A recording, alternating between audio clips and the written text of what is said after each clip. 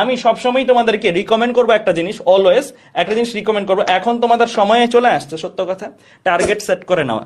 তো first of all তোমার target set করে নেওয়া উচিত, মানে তোমার টার্গেট সেট করে নিতে হবে যে আমি কি আসলে হতে চাই। আমার কাছে মনে হয় এখনই টার্গেট সেট করে নেওয়া উচিত। এইচএসসি দেই আগে, এইচএসসির পরে টার্গেট সেট করে, এটা এখন এগুলা এভাবে চলে না আর কি।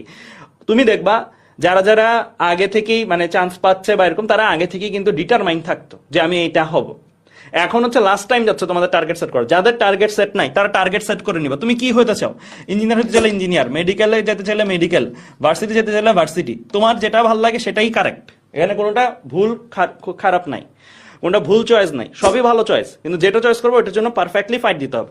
তো ধরো টার্গেট সেট করলা, টার্গেট সেট করলে এরপরে তোমার পড়াশোনাটা একটু ক্যাটাগরাইজ করতে হবে। একটু ক্যাটাগরাইজ করতে হবে কিভাবে? একটু ক্যাটাগরাইজ করতে হবে এরকম ভাবে যে হ্যাঁ আমি সবই পড়বো, এইচএসসি তো সবারই দিতে হবে যেই টার্গেটই হয় না কেন, কিন্তু যদি তুমি ইঞ্জিনিয়ারিং টার্গেটার হও, ইঞ্জিনিয়ারিং টার্গেটার হলে আমি তোমাদেরকে ডেফিনেটলি বলবো ফিজিক্স, ম্যাথ, কেমিস্ট্রি এগুলাকে একটু বেশি প্রায়োরিটি দিয়ে পড়তে।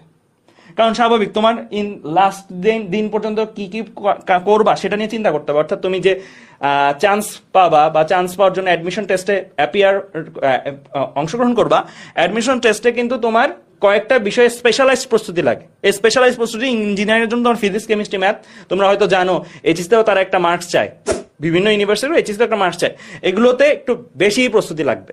এগুলোর ক্ষেত্রে আমি তোমাদের বলবো হ্যাঁ বাকিরা হয়তো বেসিক নলেজ নিয়ে পরের ধাপে চলে যাচ্ছে, তোমাদের বেসিক জানলেও হবে না, বেসিক প্লাস অ্যাডভান্স জিনিসপত্রগুলো জানতে হবে। যেই কারণেই আমরা বলি যে সবসময় যে সাথে কোশ্চেন ব্যাংকটা সাথে রাখ।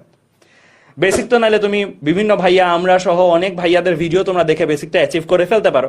অ্যাডভান্স জিনিসগুলো অনেক ভাইয়ারা করাই দেয়, আমরাও করাই দিই, কিন্তু সাথে আমি বলবো যে রেলিভেন্ট কোশ্চেন ব্যাংকটাও রাখতে পারো। একটু দেখবা ওই যে চ্যাপ্টারটা পড়ানো হয়েছে সেই চ্যাপ্টারটা একটু কোশ্চেন ব্যাংকটা দেখবা।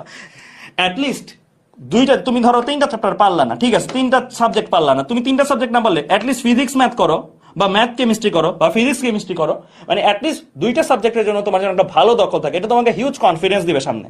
হ্যাঁ তারা কি বায়োলজি বা বাকি সাবজেক্ট পড়বো না? পড়বো। বাকি সাবজেক্ট যেমন biology, English, Bangla, ICT, biology, English, Bangla, ICT এগুলো তোমরা পরীক্ষার আগে দিয়ে টার্গেট করতে পারো, বা কলেজে যে সিটি পরীক্ষা হয় বা কলেজে যে বিভিন্ন পরীক্ষা হয় সেগুলোর আগে দিয়ে টার্গেট করতে পারো, সেগুলোর আগে দিয়ে টার্গেট করে পড়ো। কারণ সত্য কথা অনেস্টলি যদি বলি, টাইম এখন যেটা আছে এটা তুমি সকল বিষয়ে সমানভাবে পারদর্শীভাবে হয়তো পারফর্ম করতে সবাই পারবে না, সবাই ওই জিনিসটা পারবে না, এটা আমি জানি। তো তোমার একটা টার্গেট নিয়ে অ্যাটলিস্ট তোমার পড়াশোনা যতটুকুই করবা ভালোভাবে করবা এবং সেই পার্টটা কমাই নিয়ে আসা। যেমন ইঞ্জিনিয়ারিং গেলে তুমি বুঝতে পারছো এগুলো তুমি সুপার ডুপার ভাবে পড়বা, বায়োলজিও পড়বো যতটুকু পরীক্ষার জন্য পারা যায়, পরীক্ষায় এ বা এ প্লাস পাইতে যেরকম লাগবে, এইচএসসিতে যে আগে যে একটু ভালো করে পড়বো, ইংলিশ বাংলা আইসিটির ক্ষেত্রেও তাই, পরীক্ষার আগের দিন বা পরীক্ষার আগে যতটুকু পারা যায় করবো। হ্যাঁ বাট এগুলো তোমার রেগুলার স্টাডি পার্ট হিসেবে রাখতে হবে, কিছু করার নাই। এরপর আসি মেডিকেল, যদি কারো টার্গেট থাকে, কারো টার্গেট যদি মেডিকেল থাকে তাদের ক্ষেত্রেও মোরলেস সেম, কিন্তু তাদের ক্ষেত্রে পড়ার প্যাটার্নটা একটু ভিন্ন হবে। যেমন ধরো ফিজিক্স, কেমিস্ট্রি, বায়োলজি এই জিনিসগুলো তারা হচ্ছে ডেইলি ডে টু ডে টাস্কে রাখবা। তাদের ক্ষেত্রে বইটা বিশেষ করে ইসাক স্যারের বই বা এই বইগুলো একটু ভালো করে পড়তে হবে বারবার, যেন এমসিকিউ রিলেটেড জিনিসপত্রগুলো পারো।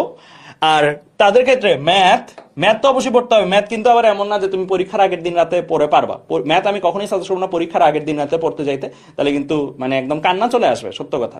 ম্যাথ কিন্তু একটু আগে থেকে পড়ে রাখতে হবে, কারণ ম্যাথ জিনিসটা পরীক্ষার আগের দিন পরে পারা যায় না। আর ইংলিশ বাংলা আইসিটির ক্ষেত্রে একই কথা প্রযোজ্য। ইংলিশ বাংলা আইসিটি ভাইয়া পরীক্ষার আগের দিন বা আগে যা পড়ে যতটুকু পারা যায় ততটুকুই আল্লাহ ভরসা করে পরীক্ষা দিতে হবে। হ্যাঁ ভার্সিটির ক্ষেত্রেও মোটামুটি ইঞ্জিনিয়ারিং এর মতনই সবকিছু, ফিজিক্স, কেমিস্ট্রি, ম্যাথ, বায়োলজি, তাদের ক্ষেত্রে এই চারোটাকেই সমান প্রায়োরিটি দিয়ে পড়তে হবে। হ্যাঁ ইঞ্জিনিয়ারিং এর অ্যাডভান্স প্রবলেমগুলো হয়তো তুমি করলে না, বা একটু বেশি অ্যাডভান্স যেগুলো আছে সেগুলো হয়তো করলে না, কিন্তু নলেজ ওয়াইজ কোনো ফাঁক ফোকর রাখা যাবে না যে আমি একটা বেসিক বুঝি না দ্যাট মিনস আমি ভার্সিটি যাব। নো, ভার্সিটির জন্য বেসিক বোঝা বা জিনিসটা বুঝে করার দক্ষতাটা লাগবেই 100%, ঠিক আছে। আর ইংলিশ বাংলা আইসিটির ক্ষেত্রে এখানেও একই কথা প্রযোজ্য, পরীক্ষার আগের দিন যতটুকু পারা যায় ততটুকু আমি করব। হ্যাঁ এই ক্ষেত্রে এটাতে একটু বেশি অ্যাডভান্স জিনিস পড়তে হবে, এই ক্ষেত্রে অ্যাটলিস্ট বেসিক পার্টটা যেন কাভার হয়ে যায় ভালোভাবে সেই জিনিসটা করা। আর ডিইউ কোশ্চেন ব্যাংক করতে ভালোই লাগবে, বেসিক পার্ট কভার হয়ে গেলে ডিইউ কোশ্চেন ব্যাংক বা এগুলো একটু হাতের কাছে রাখা। আমি বলতেছি না এগুলো একদম প্রো হয়ে যেতে হবে এইচএসসি লেভেলে, এগুলো একটু হাতের কাছে রাখা, চোখ বোলানো, যাতে সাহসটা কাজ করে।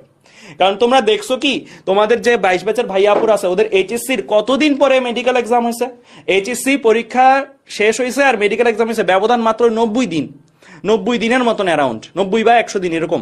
তো এই যে 90 দিন ব্যবধান, এই 90 দিন ব্যবধান, 90 দিন তো চোখের পলকে চলে যায়, 90 দিন জাস্ট চোখের পলকে চলে যায়।